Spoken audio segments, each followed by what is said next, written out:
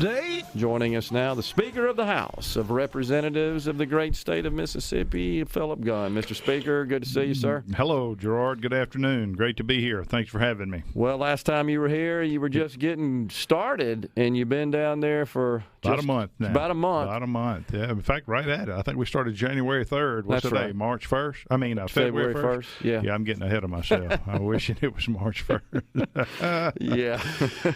By the way, it's a noon hour. Do y'all, where's the lunch? I agree. Don't y'all provide lunch around We here? need to talk to Mr. Davenport about that. I'd hate to miss a meal. I'd hate to lose any weight.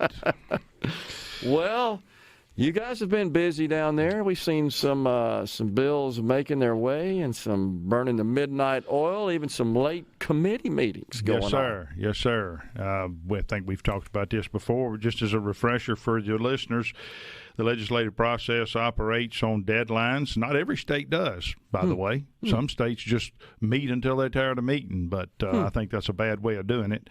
But here in Mississippi, we do operate on deadlines, and so we started January 3rd, like we talked about, and the first 10 days or so is reserved to members to work on their individual bills. And there's a deadline for them to file those bills, and then we start on what we call the committee process. And there is another 10-day period that the committees have to meet and consider those bills and pass them out. And there is a deadline for doing that, and that deadline was yesterday. Okay. In my personal opinion, that is the worst day of the session because member bills begin to die. They don't come out of committee, and I get phone calls all day long and play referee basically on how to get the bills out. So today, this morning, we started what we call our floor action, which means we started at 10 o'clock this morning, and we are debating bills, going down the calendar one after another. And each chamber is doing that, and that period runs through next Thursday, February the 9th, at which time any bill that does not pass by then dies on the calendar. Right. And then we swap bills, and we send them our bills, they send us their bills. In the middle of that, we're doing what we call appropriations and revenue bills. They have a separate deadline from a general bill, and that deadline's coming up, a couple of weeks maybe. And so that's how the process works. That's how it unfolds, and we will follow that deadline process all the way till the end of March. And we will do the budget and hopefully sign it die. So when we had Speaker Pro Tem Jason White on the program, Mr. Speaker, a couple of weeks ago, he indicated that we might run out of bill numbers, that he was a little surprised at the number being filed. Where do we stand? How many are going to now go to the floor? I didn't look to see what the last number was.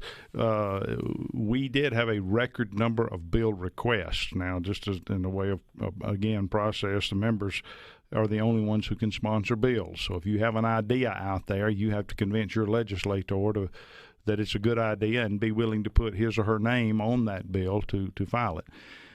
Generally, we reserve bill numbers 1 through 1999 for the House and bill numbers 2000 through 3999 for the Senate. We had 1,947 requests in the House this year, so we almost got to that 1999 number, and that is before we had appropriation requests, bond bills, and local and private. So there is a potential that if we run out of 1999, if we get to 1999, then we would have to jump all the way to 4,000. To reach the bill numbers, because those other numbers reserved for the Senate. I don't know if that's ever happened in the history of the legislature, but I don't think we're quite there yet. Okay. I hope we don't get there. Yeah, I do too, honestly. I start wondering about how effective and productive the members can be when you're deliberating that many pieces of legislation. It's not effective, and I think it pulls away from the quality of work that the attorneys can do on the bills that really matter. Yeah. When they have to stop and draft a bill that's 400 pages long, that's really going nowhere, it pulls them away from working on bills that really could make a difference. I have encouraged my members to pick your 2 or 3 best ideas and go with it. Yeah. Don't file 30 bills. I did that as a freshman. I came in, I had come out of a very contentious election, and I thought I'm going to fix the entire election code. And I filed 31 bills. Well, if you understand the legislative process, you know you can't follow 31 bills through the entire process. So I always encourage my members, pick your 2 or 3 best ideas and try to get them passed. We're only in there for 3 months. Yeah. And as I said in the beginning, we work on deadlines, so you don't have time to follow 31 bills. Don't file 31 bills. Good point. But that doesn't resonate, and some of them still file 31 bills. So there you go. Well, they got we run out of numbers. Lots of folks in their ears, as you know. Yes, that's true. All right. So last time you were here, the elimination of the state income tax still your top priority. What's that look like from any legislation perspective? Well, we're having conversations as we speak. I continue to champion that. I think that is a very one of the most impactful things that we could do to enhance the quality of life of our citizens, is to let them keep more of their hard-earned money. Chairman Trey Lamar and I have been in conversations about that. We do plan. There's a separate deadline for that. That's a revenue bill, so the deadline is a couple of weeks off. So we will be filing a bill to address some of that. I know you've been a big proponent of that, big champion for that as well, and I appreciate that support. So we do plan to look at a proposal to make that happen. Okay. What did you think about the governor's State of the State address? Any particular thoughts on that? Much of what he talked about were things that we had either already done or in the process of doing. I think he hit on many of the things that we agree with, the elimination of the income tax. I was trying to think of some of the other things he touched on. Well, he talked about the certificate of need loss. We did talk about that. I am one who believes that is standing in the way of more competitive health care. Right. I know I'm on the opposite side of the fence of the health care providers, but it seems to me the only people who want that are those who are in the healthcare field. Yeah. And it seems to me that it runs contrary to the free market. It runs contrary to competition. And I have not really understood why that exists. I've had explanations given to me, which I don't necessarily subscribe to. So certificate of need is something that I think needs to be looked at. And my view is it needs to go away. Yeah, that's something I've been crusading on for seems like 20-something years, and we just don't seem to be able to get it over the hump. You're right, and I think the lobby is strong on that. But it is. Just think about it. We don't give a monopoly, if you want to call it that, to any other industry out there except schools, the healthcare system, and maybe the electric power companies in the rural areas. Which are regulated. But two of the areas that we seem to have the most trouble with and seem to be most dysfunctional are the education system and the healthcare system. Yeah. That's where we hear most of the complaints coming from. So I think free market competition is good. I'd like to see the CON laws evaporate. I think the model for health care has got to be changed in the rural areas. There's just not a population base to support full-blown hospital care. I've actually had conversations with people in the rural area who agree with that and acknowledge that. So there's a lot of issues to be looked at in the healthcare world that have got to be addressed. Yeah, no doubt about that. Well, that was something I was a little surprised to see made part of the governor's State of the State remarks. I don't know that I can remember him being so definitive about that issue in the past. I don't know that I can remember either. Well, maybe that will change the fortunes of that cause. He talked a lot, of course, about education, and he also made it clear that I can't remember if it was in the speech or afterwards, but he's made it clear, and I think you share his view about expansion of Medicaid to include the period postpartum beyond the 60 days that's included in base Medicaid, that would extend it to 12 months. How do you feel about that at this point? Well, I've been very clear every time I've asked is that I'm just not for Medicaid expansion. I don't think our state can support that financially. I don't think our citizens clamor for that. I just don't think it's a good practice or a good policy to expand Medicaid, and we have opposed that, and I think the governor's in line with that as well. Yeah. We've got. Can you hang around? Yes, sir. We got Speaker of the House Philip Gunn in the Element Wealth Studios. We're coming right back at Wealth Studios with Speaker of the House Philip Gunn. All right, Mr. Speaker, I shared with you last time you were here that I felt like we kind of started our discussion summarizing the accomplishments from the last session, the 2022 session. And I shared with you I thought the citizen ballot initiative process was an unfinished matter that just didn't go anywhere last year. So in the state of Mississippi, at this point at least, the citizens have no vehicle to place a measure on the ballot for a statewide vote. If under present law that would amend the Constitution, I think most would argue, and the bill we had out of the House last year, Representative Shank's committee, would instead allow the citizens to amend or I guess create statute law. Mm-hmm. And instead of amending the Constitution. I just got wind of a bill that came out of the Senate that doesn't look at all like it would really confer any power to the people. I'm sure you're familiar with this. I don't know that our audience is, but this essentially would be a suggestion, if you will, to legislators. It goes to the ballot, people vote on it, it goes to the legislature, and they sort of can act on it however they want. And in fact, with a 2/3 vote by the legislature, they could amend what went to and then pass a bill. But they're not compelled to enact anything that would pass through the citizen initiative process. This isn't really what the people want, I don't think, Mr. Speaker. Well, you're ahead of me on that because I have not seen that yet. Okay. I got a text late last night saying the Senate had passed something, and I have not had a chance to look at it. I've been focused on the bills on my end of the building, trying to make sure that they get out and that we were ready for today. But in the way of just history here for the understanding of the listener, they will recall that the medical marijuana ballot initiative passed. Our Supreme Court declared that process by which it passed to be invalid. So we don't have an initiative process now. Last year, we attempted to find an agreement on that. This House and Senate, as you rightly mentioned, it was probably a historic session because we did so many major policy items like the income tax and the teacher pay and the crisis pregnancy centers and on and on and on. Medical marijuana, the ARPA funds, on and on it goes. But this is one that did not get done. We in the House passed a bill last year that was very close to the original process. We fixed the problem that the Supreme Court said existed, which was conforming our number of congressional districts to the previous one said 5 congressional districts. Well, we don't have 5 anymore. We got 4. So that was one of the problems.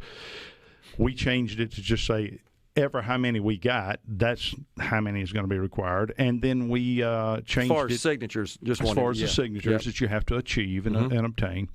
And then we said whatever is put on the ballot goes into the statutes, not into the Constitution. And as an attorney, I think that's the right thing to do. I think most people would agree with that. Yep. And here again, you do that because not everything works out the way you think it is. You pass a bill today and you think you've addressed all the concerns, but something comes up or something needs to be tweaked. You got to have that flexibility to improve legislation after it's been passed. So that's basically the only 2 changes we made. Now the Senate, I think, I don't remember if they passed their own bill or if they took ours and amended it, but in any way, their position was a much higher threshold than ours. And in the midst of everything last year, we were never able to come to an agreement on what that number should be. So we viewed it, it's kind of in their court. It's kind of for them to decide what they want to do. We've made our position clear. They're the ones that want to do something significantly different. So when I left the Capitol yesterday, they had not passed anything, and it was not until late last night. Late yesterday, came out of committee. A text that they had passed something, and I haven't had a chance to review it. Well, the good news is We got something out of committee. There's a vehicle. Yeah. There's a vehicle and an opportunity to discuss, right. It did incorporate the 12% of all registered voters requirement, as opposed to the House's version, which is 12% of those who cast a vote in the prior governor's election. Okay. So it's still around 240,000 versus 106,000, more than double.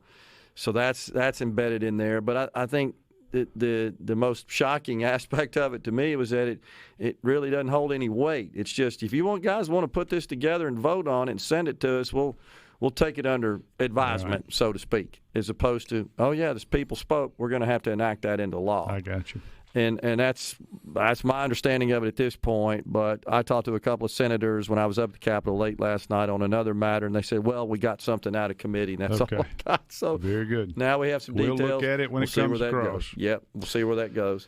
That's certainly one thing. We had Representative Nick Bain on the program last week talking about the Capitol Complex Improvement District and a bill that would extend that all the way up here just outside our door to County Line Road, from just south of the Capitol and the Capitol Complex all the way north in the city of Jackson, where the Capitol Police would be responsible for patrolling and protecting that area. And also we would establish a completely new judicial district, as I understand it, as part of that.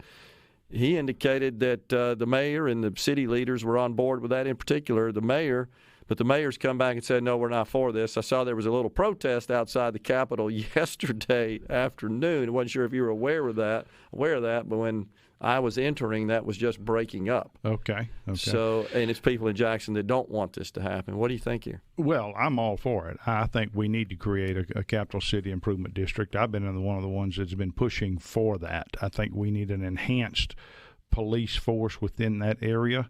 That helps the city. I mean, we see all the time a struggle against crime in the city. I don't know why they would be against additional police officers, and the state is willing to step up and help in that area. And when you provide more resources to that area, well, that frees the city up to use their police officers in other areas of the city. I see no downside to increasing the police presence in the city of Jackson or in the Capital City Improvement District. Previously, Capitol Police were only in state office buildings. They sat at the door of the Capitol and the door of the Wolf Oak Building and the Sillers Building, and they just patrolled Capitol state properties. Yeah. But this lets them get out into the city and patrol in the city. That's not a bad thing.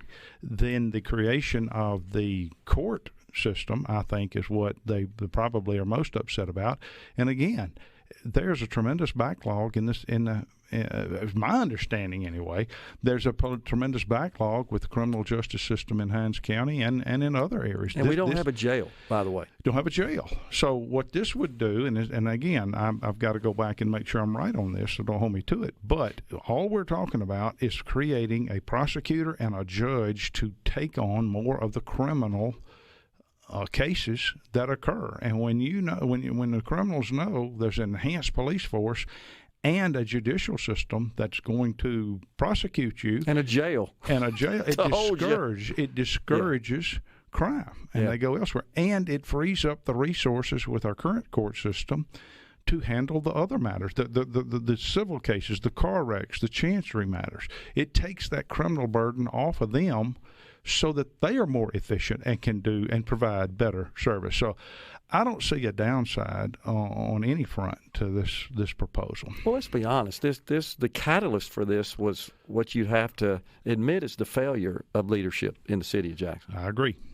I mean, this wouldn't be a problem. This would not be a problem if we didn't have rampant crime. If we didn't have folks, I think many you've heard them as well, Mr. Speaker. I don't want to go to Jackson. I'm worried about going down to Jackson. That's a sad state of affairs, because this is our capital city, and we don't need to have that reputation. Yes. People need to feel safe, and I have had people begging for us to expand this capital city improvement district. People who are on the edge, like you, or the South Downtown. Previously, it was just state properties, which encompassed some of downtown, went all the way up to the Med Center, and then from Jackson State over to I-55. I agree. This expands it to come all the way up to County Line, takes in all of downtown, and just is a more safe area, and people got to have that comfort if they're going to come down. Totally agree.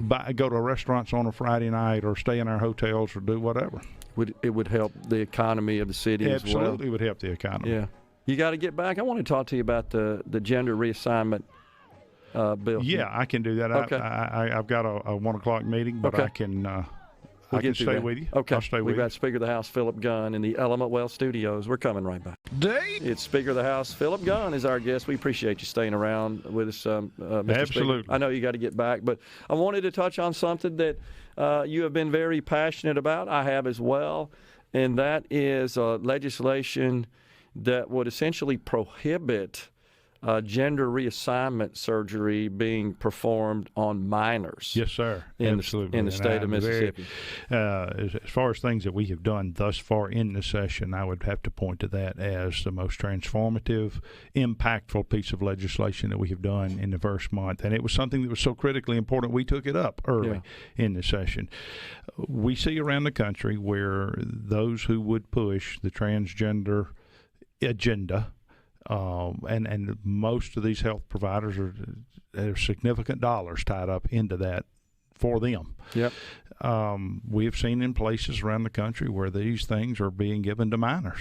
And the transition drugs, the transition surgeries, and I'm not intimately familiar with all is involved with that. But doing that sort of stuff to a minor is just not right. And so we, in the legislature, in the House, I should say, passed a bill to stop that here in Mississippi. We looked at the fact that in society we have made decisions about a number of things. We have decided that children are not able to decide. You cannot vote until you're 18. You cannot get married. You can't enter into a contract. You can't get a tattoo. You can't smoke or drink, or at least buy it.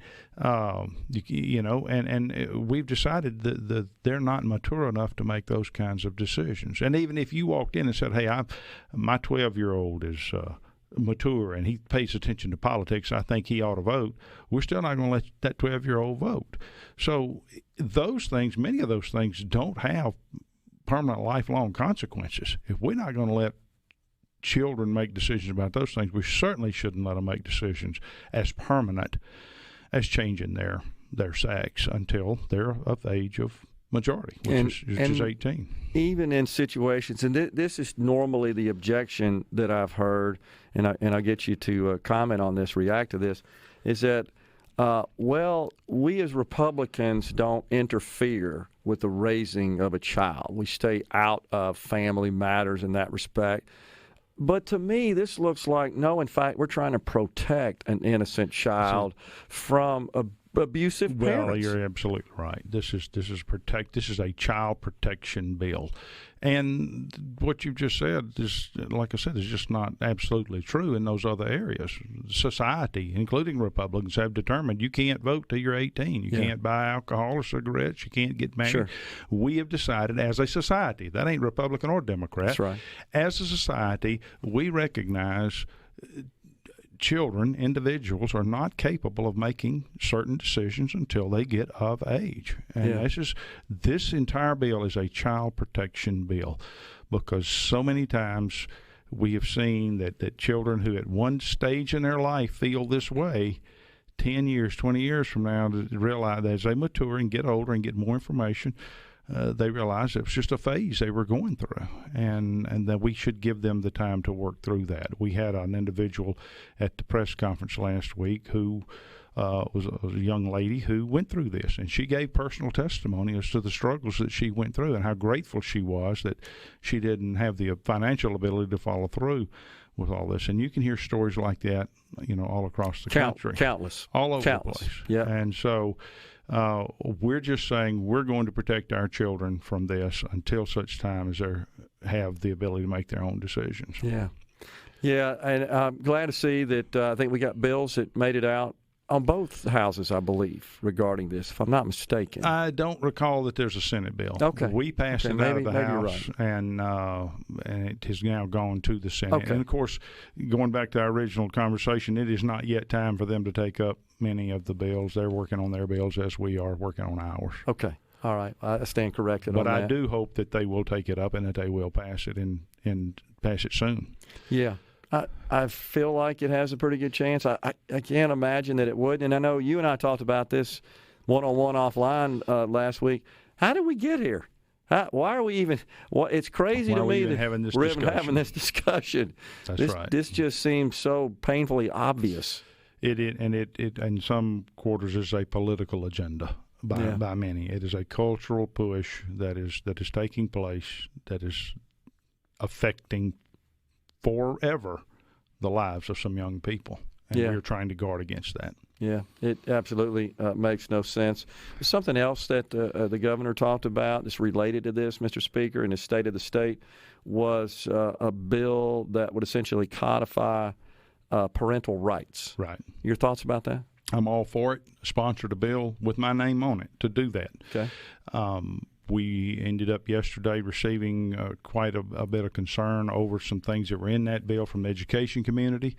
It was decided we would revisit some of those things, and so we're going to continue to put the bill itself did not come out of committee, but I'm still looking at ways to make sure that we make a statement that the parents have the right to raise their children and make healthcare decisions and educational decisions. They have a right to know what their children are being taught at school. They have the right to come up there and see what the curriculum is and not have things slipped in without their knowledge. So it's a bill designed to preserve and uphold parental rights.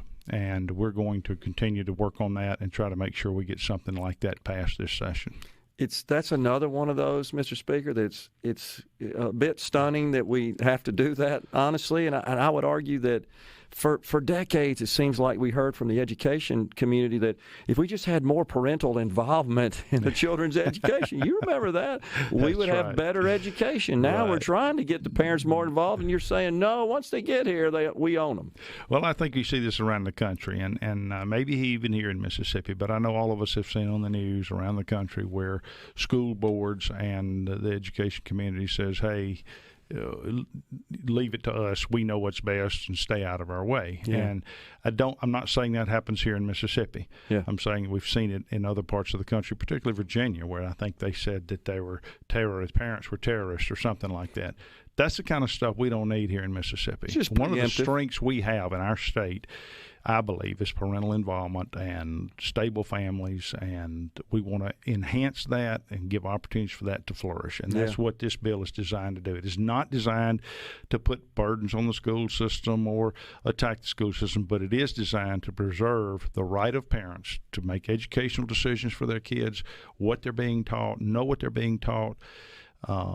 And that's what we're trying to preserve. And isn't it grounded just in the concept that the parents are the people that are paying for all these resources? Taxpayers are the ones that are paying for that. Yeah. That's exactly right. I mean, the salaries, the assets, and everything else involved in delivering an education is because of the monies that are sent from the taxpayers to government. The taxpayers. Yeah. That's exactly right. Oh, gosh. That's right. And that's what we're trying to preserve. We believe that the parents have the right to have a fundamental right to raise their children. Yeah. And there's a balance there between the transgender bill. But like we said, we as a society have decided there are certain things that a child is not capable of doing, and we take that from the parents, the right to vote, the right to buy alcohol and cigarettes and whatnot. But aside from those things that we have laws on, parents have a right to raise their kids and teach them and educate them in whatever manner they think is best. Homeschool them, private school them, send them to the public school. Yeah,